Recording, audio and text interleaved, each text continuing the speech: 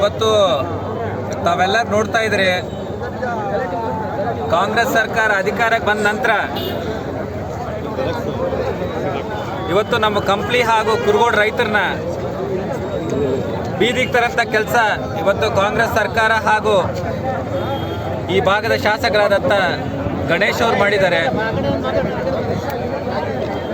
ಯಾಕಂದರೆ ಇವತ್ತು ಸುಮಾರು 93-94 TMC ಡ್ಯಾಮಲ್ಲಿ ನೀರಿದ್ದರೆ ಕೂಡ ಪ್ರತಿನಿತ್ಯ 1.5 2 TMC ಇನ್ಫ್ಲೋ ಇದೆ. ಆದರೆ ಕೂಡ ರೈತರಿಗೆ ಸರಿಯಾಗಿ ನೀರು ಬಿಡೋಕ್ಕಾಗ್ತಾ ಇಲ್ಲ. ಇವತ್ತು ನಮ್ಮ ಸರ್ಕಾರ, ಭಾರತೀಯ ಜನತಾ ಪಾರ್ಟಿ ಸರ್ಕಾರ ಅಧಿಕಾರದಲ್ಲಿದ್ದಂಥ ಸಂದರ್ಭದಲ್ಲಿ ನಮ್ಮ ಸೋದರ ಮಾವಾದಂಥ ಶ್ರೀರಾಮುಲು ಸರ್ ಅವರು ಜಿಲ್ಲಾ ಉಸ್ತುವಾರಿ ಮಂತ್ರಿ ಇದ್ದಂಥ ಟೈಮಲ್ಲಿ ಸುಮಾರು 40-45 TMC ಇದ್ದಂಥ ಸಂದರ್ಭದಲ್ಲೂ ಕೂಡ ರೈತರಿಗೆ ಯಾವುದೇ ರೀತಿಯಲ್ಲಿ ತೊಂದರೆ ಆಗಲಾರ್ದಂಗೆ ನಾವು ಕುಡಿಯೋ ನೀರಿಗೆ, ಅದೇ ರೀತಿಯಾಗಿ ರೈತರಿಗೆ ಗದ್ದೆಗಳಿಗೆ ನೀರು ಕೊಡೋಂಥ ಕೆಲಸ ನಮ್ಮ ಭಾರತೀಯ ಜನತಾ ಪಾರ್ಟಿ ಸರ್ಕಾರದಿಂದ ಮಾಡಿದ್ವಿ. ಇವತ್ತು ಸುಮಾರು ಡ್ಯಾಮ್ ತುಂಬಿದೆ, 93 TMC ಇದ್ದರೆ ಕೂಡ ಇವತ್ತಿಂದ ಸಂದರ್ಭದಲ್ಲೂ ಕೂಡ ರೈತರಿಗೆ ನೀರು ಕೊಡೋಕ್ಕಾಗ್ತಾ ಇಲ್ಲಂದರೆ ಶಾಸಕರಾಗಿರ್ಬೋದು, ಜಿಲ್ಲಾ ಉಸ್ತುವಾರಿ ಮಂತ್ರಿಗಳಾಗಿರ್ಬೋದು, ಸರ್ಕಾರ ಆಗಿರ್ಬೋದು, ಏನು ಮಾಡ್ತಾ ಇದ್ದಾರೆ ನಮಗೆ ಗೊತ್ತಾಗ್ತಾ ಇಲ್ಲ. ಇವತ್ತು ಅದೇ ರೀತಿಯಲ್ಲಿ ಗಣೇಶ್ ಅವರು ಮಂತ್ರಿ ಸ್ಥಾನ ಬೇಕಂತ ಸುಮಾರು 3 ತಿಂಗಳು ಬೆಂಗಳೂರಲ್ಲಿ ಟಿಕಾನ ಹಾಕಿದ್ರು, ಮಂತ್ರಿ ಬೇಕು, ಮಂತ್ರಿ ಬೇಕು, ಮಂತ್ರಿ ಬೇಕು. ಆದರೆ ಇವತ್ತು ರೈತರು ಎಣ್ಣೆ ಕುಡಿಯೋಂಥ ಪರಿಸ್ಥಿತಿ ಬಂದಿದೆ, ರೈತರು ಆತ್ಮಹತ್ಯೆ ಮಾಡ್ಕೊಳ್ಳೋಂಥ ಪರಿಸ್ಥಿತಿ ಬಂದಿದೆ. ಅಧಿವೇಶನಕ್ಕೆ ಹೋಗಕ್ಕೆ ನಾವೇನು ಬೇಡ ಅನ್ನಲ್ಲ,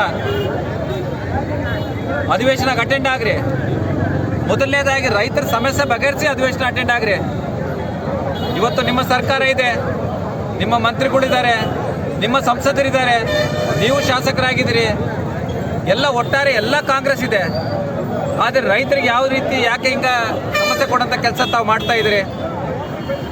ಇವತ್ತು ನಾವು ಒಂದೇ ಪತ್ರಿಕಾ ಮಾಧ್ಯಮ ಮುಖಾಂತರ ನಾವು ಹೇಳಲಿಕ್ಕೆ ಬಯಸ್ತೀವಿ, ಇನ್ನು 1-2 ದಿವಸ ಒಳಗೆ ನಮ್ಮ ರೈತರಿಗೆ ಸರಿಯಾಗಿ ನೀರು ಕೊಡೋಂಥ ಪ್ರಯತ್ನ ನೀವು ಮಾಡಿಲ್ಲ ಅಂದರೆ ಖಂಡಿತ ನಿಮ್ಮ ಮನೆ ಹಾಗೂ TV ಬೋರ್ಡ್ನ ಮುತ್ತಿಗೆ ಹಾಕೋಂಥ ಕೆಲಸ ನಾವು ಭಾರತೀಯ ಜನತಾ ಪಾರ್ಟಿ, ಅದೇ ರೀತಿಯಾಗಿ ಎಲ್ಲ ರೈತ ಬಾಂಧವಗಳ ಜೊತೆ ಸೇರಿ ನಾವು ಮುತ್ತಿಗೆ ಹಾಕೋಂಥ ಕೆಲಸ ಕೂಡ ನಾವು ಮಾಡ್ತೀವಿ.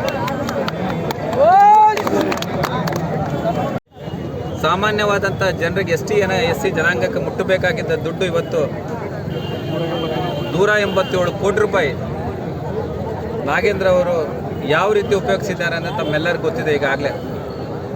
ಇವತ್ತು ಕಾಂಗ್ರೆಸ್ ಅವರಿಗೆ ಯಾವುದೇ ಒಂದು ನೈತಿಕತೆ ಇದ್ದರೆ ಮೊದಲನೇದಾಗಿ ಅವರು ರಾಜೀನಾಮೆ ಕೊಡಿಸೋಂಥ ಕೆಲಸ ಮಾಡಬೇಕಾಗಿದೆ.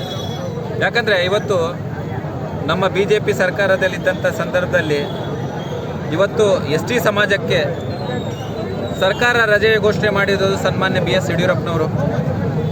3% ಇದ್ದಂಥ ರಿಸರ್ವೇಷನ್ 7.5% ಮಾಡಿದಂಥ ಸರ್ಕಾರ ಇವತ್ತು ಭಾರತೀಯ ಜನತಾ ಪಾರ್ಟಿ ಸರ್ಕಾರ, BJP ಸರ್ಕಾರ, ಶ್ರೀರಾಮುಲು ಸರ್ ಅವ್ರ ನೇತೃತ್ವದಲ್ಲಿ. ಇವತ್ತು ನೋಡಿ ಕಾಂಗ್ರೆಸ್ ಅವ್ರ ಧೈರ್ಯ ಏನಂದರೆ, ಎಷ್ಟೇ ದೊಡ್ಡ ಹಗರಣ ಮಾಡಿದ್ರೆ ಕೂಡ ನಮ್ಮನ್ನು ಯಾರು ಕೇಳೋರಿದ್ದಾರೆ ಅನ್ನೋದು ಅವರ ಒಂದು ಧೈರ್ಯ. ಇವತ್ತು 187 ಕೋಟಿ ಇವತ್ತು ನಮ್ಮ ಭಾಗದಲ್ಲಿ ಸುಮಾರು ಮಂದಿ SC ಜನಾಂಗದವರು ಇದ್ದಾರೆ. ಇವತ್ತು ಸ್ಕಾಲರ್ಶಿಪ್ ನಿಂತುಬಿಟ್ಟಿದೆ, ಗಂಗಾ ಕಲ್ಯಾಣ ಬೋರ್ಗಳು ಬರ್ತಾ ಇಲ್ಲ, ಇವತ್ತು ಮನೆಗಳು ಕೊಡ್ತಾ ಇಲ್ಲ. ಇವತ್ತು ಎಲ್ಲಿದ್ರೆ ಕೂಡ ವಿಶೇಷವಾಗಿ ದಲಿತ ಸಮಾಜವರಿಗೆ ಬಹಳಷ್ಟು ಅನ್ಯಾಯ ಆಗ್ತಾ ಇದೆ. ಇವತ್ತು ಅಭಿವೃದ್ಧಿ ಇಲ್ಲ. ಇವತ್ತು ನಾವು ಒಂದೇ ತೀರ್ಮಾನ ಮಾಡಿದ್ದೀವಿ, ಭಾರತೀಯ ಜನತಾ ಪಾರ್ಟಿಯವರು ಒಂದೇ ತೀರ್ಮಾನ ಮಾಡಿದ್ದೀವಿ, ಶ್ರೀರಾಮುಲು ಸರ್ ಅವರ ನೇತೃತ್ವದಲ್ಲಿ ಅವ್ರು ಏನೇ ಒಂದು ತೀರ್ಮಾನ ತಗೊಂಡ್ರೆ ಕೂಡ ನಾವು ಅದು ಭದ್ರಾಗಿದ್ದು ಮುಂದಿನ ಹೋರಾಟ ತೀವ್ರವಾಗಿ ಮಾಡ್ತೀವಿ ಅಂತ ಹೇಳೋಕ್ಕೆ ನಾನು ಬಯಸ್ತೀನಿ. ನೀವೆಲ್ಲರೂ ಒಂದು ಆಲೋಚನೆ ಮಾಡಬೇಕು, ಆ ನೀರು ಕರೆಕ್ಟಾಗಿ ನಮ್ಮ ಹೊಲಗಳು ಬರ್ತಾ ಇದ್ದಾವೆ, ನಮ್ಮ ಗದ್ದೆಗಳು ಮುಡ್ತಾ ಇದ್ದಾವೆ ಅನ್ನೋದು ನೀವು ಅರ್ಥ ಮಾಡ್ಕೋಬೇಕು. ಕೇವಲ ಶೋ ಆಫ್ ಮಾಡ್ತಾ ಇದ್ದಾರೆ ಇಲ್ಲಿದ್ದಂಥ ಶಾಸಕರು, ರೈತರಿಗೆ ನೀರು ಕೊಡ್ತಾ ಇಲ್ಲ. ಯಾಕ್ರಿ ಮೊನ್ನೆ ICC ಮೀಟಿಂಗ್ ನಡೆದಂಥ ಟೈಮಲ್ಲಿ ಯಾಕೆ ಜಗಳ ಮಾಡಿಲ್ಲ? ನಮಗೆ ಬೇಕೇ ಬೇಕು, ನಮ್ಮ ರೈತರಿಗೆ ಬೇಕೇ ಬೇಕದು ಯಾಕೆ ರೈತರ ಪರವಾಗಿ ಧ್ವನಿ ಎತ್ತುತ್ತಾ ಇಲ್ಲ? ಇವಾಗ ನಿಮ್ಮನ್ನ ಈ ಭಾಗದಲ್ಲಿ 2 ಬಾರಿ ಶಾಸಕನಾಗಿ ಗೆಲ್ಸಿದ್ದಾರೆ. ನಾನು 2 ಬಾರಿ ಈ ಭಾಗದಲ್ಲಿ ಶಾಸಕನಾಗಿ ಗೆದ್ದಿದ್ದೆ.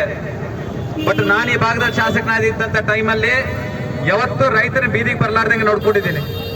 ಪಕ್ಷಾತೀತವಾಗಿ ರೈತ ಮುಖಂಡರ ಜೊತೆಗೆ ಎಲ್ಲರ ಜೊತೆಗೆ ಮಾತಾಡ್ತಾ ಇದ್ವಿ. ಅವರು ರೈತರು ಯಾವುದೇ ಒಂದು ಹೋರಾಟ ಹಮ್ಮಿಕೊಂಡ್ರೆ ಕೂಡ ಆ ಹೋರಾಟಕ್ಕೆ ಸಂಪೂರ್ಣವಾಗಿ ಬೆಂಬಲ ನಿಂದಿರ್ತೀವಿ. ರಾಜಕೀಯ ಬಗಲಿಗಿಟ್ಟು ರೈತರಿಗೆ ಅನುಕೂಲ ಮಾಡೋಂಥ ಕೆಲಸ ನಾವು ಮಾಡ್ತೀವಿ.